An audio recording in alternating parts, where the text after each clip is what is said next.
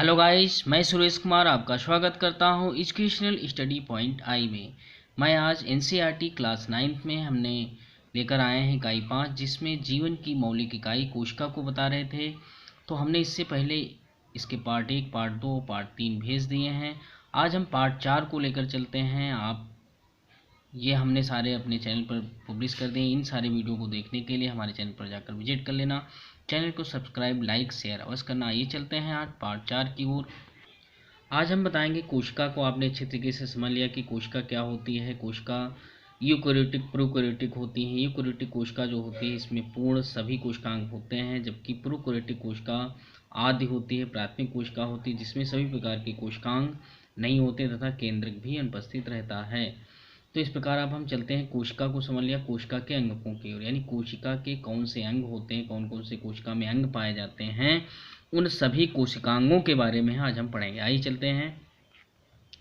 प्रत्येक कोशिका के चारों ओर अपनी झिल्ली होती है, ये आप पहले से जान चुके हैं, जिसे हम प्लाज्मा झिल्ली कहते हैं। उसमें स्थित पदार्थ बाह्य पर्यावरण में अलग रहें। और बड़ी तथा जटिल कोशिकाएं, जिसमें बहुकोशिकीय जीवों की कोशिकाएं भी शामिल हैं, को भी उपापचयी क्रियाओं की बहुत आवश्यकता होती है, यानी उपापचयी क्रियाओं के लिए कोशिका की आवश्यकता होती है, और जिससे कि जटिल संरचना तथा कार्य को सहारा दे सकें। यानी कोशिका में अन्य जो हैं कोशिकांग होते हैं, जिनके द्वारा अन्य सभी के द्वारा अलग अलग कार्य होते हैं। जैसे विभिन्न प्रकार की उपापचयी क्रियाओं के लिए, यानी मेटाबॉलिज्म प्रोसेस के लिए आपको क्या करना होता है, ये कोशिकाएं झिल्ली युक्त छोटी छोटी संरचनाएं यानी अंगक, यानी कोशिका के जो अंग होते हैं उनका उपयोग करती हैं। यूकैरियोटिक कोशिकाओं का एक ऐसा गुण है कि जो उन्हें प्रोकैरियोटिक कोशिकाओं से अलग करता है। हमने स्पष्ट किया है कि यूकैरियोटिक कोशिकाओं में सभी कोशिकांग उपस्थित होते हैं, जबकि प्रोकैरियोटिक कोशिकाओं में सभी कोशिकांग उपस्थित नहीं होते हैं। पिछली कक्षा में आपने, पिछले अनुभाग में आपने पढ़ा था, केंद्रक के विषय में पढ़ा था कि अंतःपद्रवी जालिका। अब हम कोशिका के अंगकों की यदि बात करें तो कोशिका के अंगकों में आपने पढ़ा होगा या जाना है, नहीं जाना तो आप देख लीजिए। अंतःपद्रवी जालिका, अंतःपद्रवी जालिका, गाल्जी उपकरण, लाइसोसोम, माइटोकांडिया तथा प्लास्टिड कोशिका अंगकों के महत्वपूर्ण उदाहरण, यानी कोशिका के ये सब क्या हैं, अंगक हैं, कोशिकांग हैं, जिन पर हम विचार करेंगे। आइए हम इस पर चर्चा करते हैं, आखिर क्या है। तो सबसे पहले हम लेकर चलते हैं अंतःपद्रवी जालिका।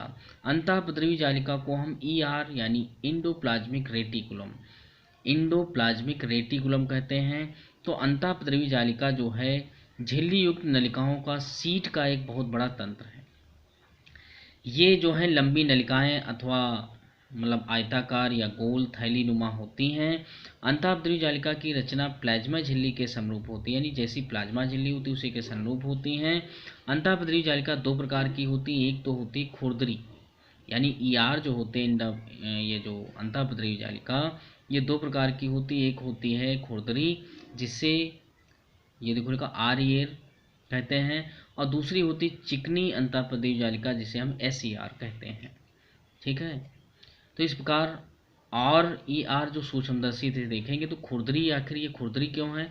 खुरदरी इसलिए होती है क्योंकि इसके बीच बीच में राइबोसोम उपस्थित होते हैं।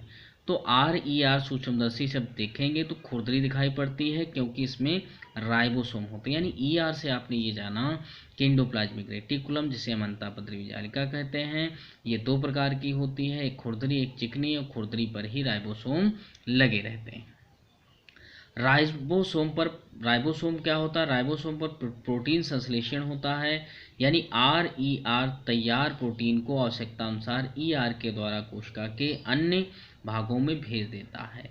अब SER वसा तथा लिपिड अणुओं को बनाने में सहायता करता है। ये जो SER है, RER आपने देख लिया कि प्रोटीन संश्लेषण में सहायक होता है, जबकि SER जो है ये वसा यानी लिपिड अणुओं को बनाने में सहायक होता है। तो जो वसा या लिपिड के अणु बनाने में सहायता करता है, यही कोशिकीय क्रियाओं के लिए बहुत महत्वपूर्ण है। कुछ प्रोटीन तथा वसा कोशिकाएं झिल्ली को बनाने में सहायता करती हैं। इस प्रक्रिया में झिल्ली जीव जवाद जनन करते हैं। कुछ प्रोटीन, वसा, एंजाइम, हार्मोन्स की भांति कार्य करते हैं। यद्यपि विभिन्न कोशिकाओं में ER भिन्न भिन्न रूपों में पाए जाते हैं। ये देखा जाए कोशिका का जालिका तंत्र होता है। यहाँ पर आप देखेंगे ये आपका बीच में केंद्रक है। ये जो ट्यूबलस जो नलिकाएं दिखाई पड़ रही हैं, इन नलिकाओं को ही ईआर यानी अंतःपद्रव्यी जालिका कहते हैं। और ये जो दो प्रकार की होती हैं, एक होती है क्या होती है, एक होती है जिसमें खुरदरी होती है, एक होती चिकनी। तो खुरदरी पर ही राइबोसोम उपस्थित होते हैं। और दूसरी बात अगर देखा जाए तो ईआर जो होता है ये कोशिका का कंकाल तंत्र की भांति व्यवहार करता है।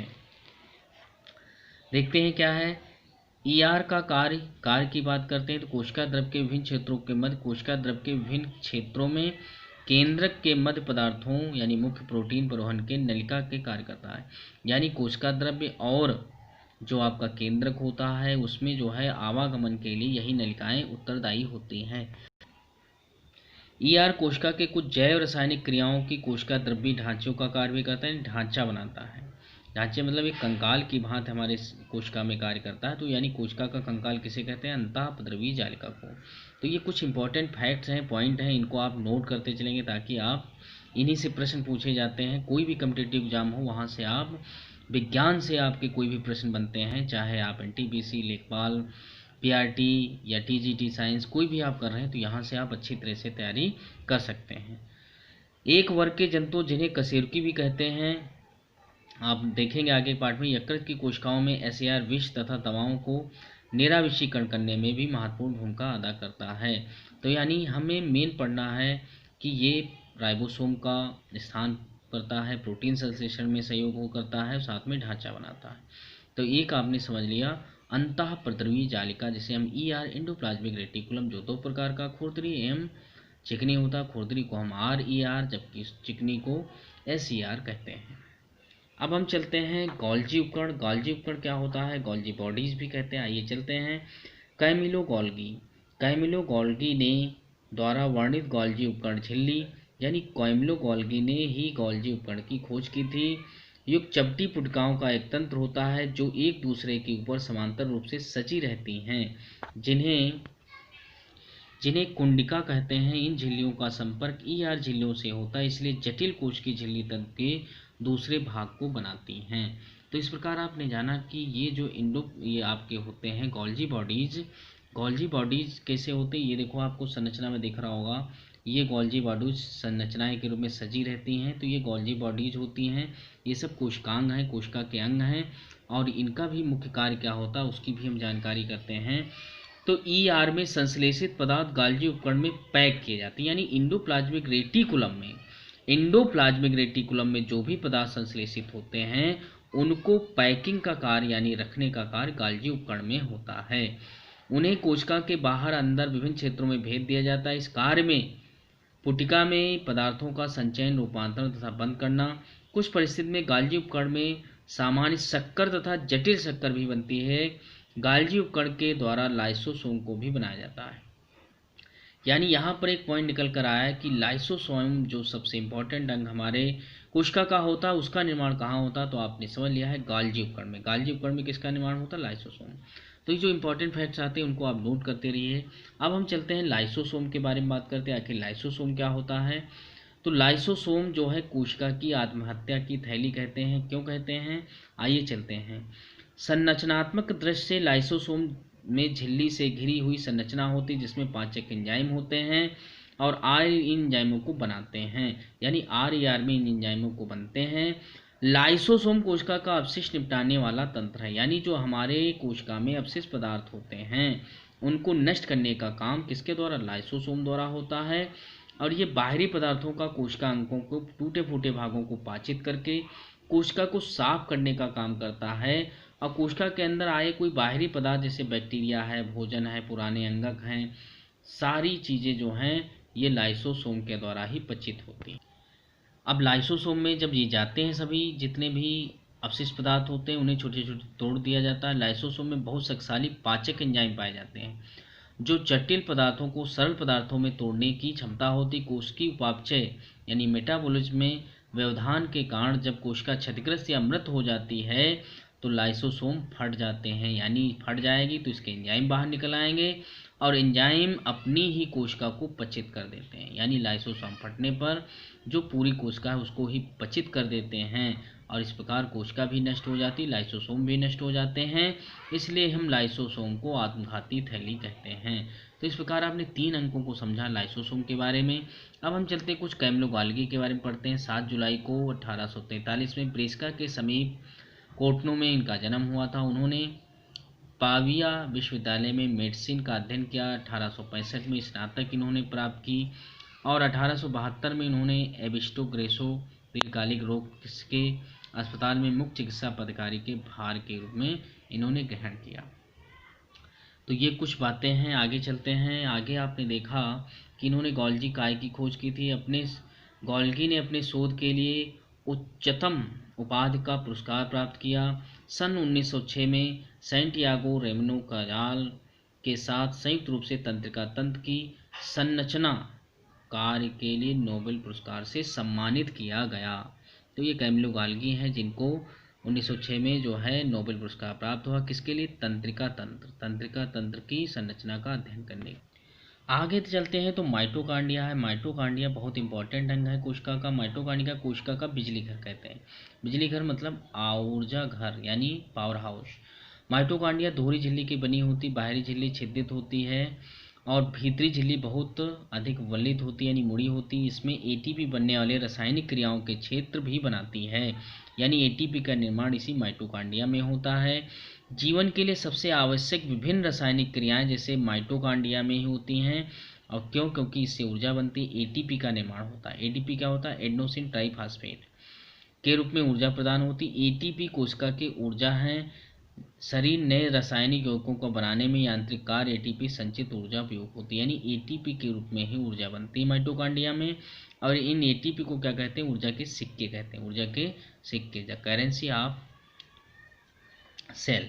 तो इस प्रकार आपने देखा कि एटीपी करती हैं, ऊर्जा बनती है। माइटोकांड्रिया बहुत अद्भुत अंग है क्योंकि इसका उपयोग अपना डीएनए राइबोसोम होते हैं। माइटोकांड्रिया अपना कुछ प्रोटीन स्वयं बनाते हैं, यानी माइटोकांड्रिया में देखा जाए स्वयं का डीएनए होता है, स्वयं के राइबोसोम होते हैं, यानी स्वयं ही ये डीएनए यानी द्विगुणित की क्षमता इसमें होती है। तो आपने देखा माइटोकांड्रिया क्या करता है? हमारे शरीर में ऊर्जा का निर्माण करने में सहायक होता है। आगे चलते हैं प्लास्टिड की ओर। तो प्लास्टिड को हम लवक भी कहते हैं। प्लास्टिड केवल पादप कोशिकाओं में ही होता है, ये जंतु कोशिका में नहीं होता। प्लास्टिड 2 प्रकार के होते हैं, क्रोमोप्लास्ट, ल्यूकोप्लास्ट।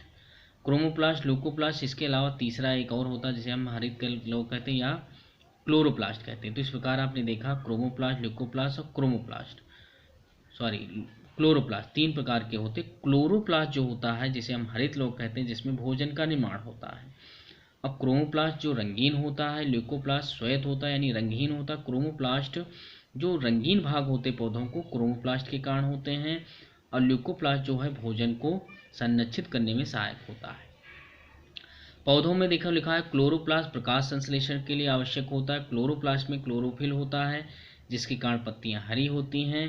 पीले अथवा नारंगी वर्णक भी होते हैं। ल्यूकोप्लास्ट प्राथमिक रूप संगक है जिसमें स्टार्च, तेल, प्रोटीन आदि संचित रहते हैं, यानी भोजन जो निर्माण होता है ल्यूकोप्लास्ट में एकत्रित होता है, क्लोरोप्लास्ट में बनता है। और क्रोमोप्लास्ट जो होता है उसमें क्या होता है?